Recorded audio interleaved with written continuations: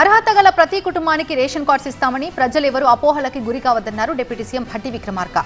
జనవరి 26 నుంచి తెలంగాణ ప్రభుత్వం ప్రతిష్టాత్మకంగా అమలు చేయనున్న పథకాలపై మంత్రి జూపల్లి కృష్ణారావు నిజామాబాద్ జిల్లా అధికారులతో సమీక్ష నిర్వహించారు. తెలంగాణలో జనవరి 26 నుంచి రైతు భరోసా, ఇందిరమ్మ ఆత్మీయ భరోసా, కొత్త రేషన్ కార్డుల జారీ మొదలవుతుందని డిప్యూటీ సీఎం భట్టి విక్రమార్క తెలిపారు. వ్యవసాయ యోగ్యమైన భూములకు ఎలాంటి షరతులు లేకుండా ఎకరానికి 12,000 ఇవ్వబోతున్నట్టు ఆయన వెల్లడించారు. రాష్ట్రంలో భూమి లేని నిరుపేద వ్యవసాయ కూలీ కుటుంబాలకు ఇందిరమ్మ ఆత్మీయ భరోసా పథకం కింద ఏడాదికి 12,000 రూపాయలు ఇవ్వనున్నట్టు భట్టి విక్రమార్క తెలిపారు.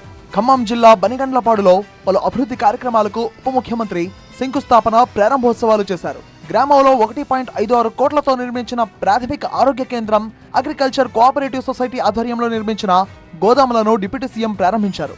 పలు సీసీ రోడ్ల పనులకు శంకుస్థాపన చేశారు. అర్హులైన ప్రతి కుటుంబానికి రేషన్ కార్డులు ఇస్తామని, ఇంకా ఏ లిస్ట్ తయారు కాలేదని, ప్రజలు అపోహలు పడొద్దని గ్రామ సభలోనే అర్హులకు ఎంపిక చేస్తారని భట్టి విక్రమార్క స్పష్టం చేశారు. ఇటు మంత్రి జూపల్లి కృష్ణారావు రైతు భరోసా, ఇందిరమ్మ ఆత్మీయ భరోసా, ఆహార భద్రత రేషన్ కార్డులు, ఇందిరమ్మ ఇళ్ల పథకాలపై ఉమ్మడి నిజామాబాద్ జిల్లా అధికారులతో సమీక్ష నిర్వహించారు.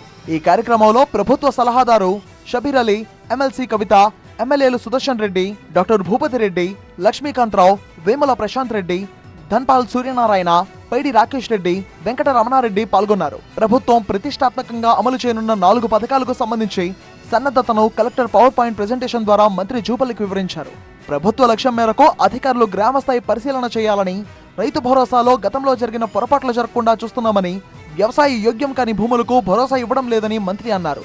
అధికారులు జాగ్రత్తగా అర్హుల్ని గుర్తించాలని, అర్హులకు అన్యాయం చేయాలి అనే ఉద్దేశం ప్రభుత్వానికి లేదని స్పష్టం చేశారు. రేషన్ కార్డులు అందరికీ రావడం లేదనేది అపోహ మాత్రమే అని, రేషన్ కార్డుల జారీ నిరంతర ప్రక్రియ అన్నారు మంత్రి జూపల్లి.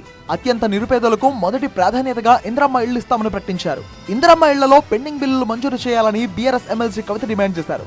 రేషన్ కార్డుల్లో అనేక అభ్యంతరాలు ఉన్నాయని, దీన్ని సవరించాలని సూచించారు. బీజేపీ ఎమ్మెల్యేలు కూడా కొత్తగా ప్రారంభించే ప్రభుత్వ పథకాల అమలుపై పలు సూచనలు చేశారు.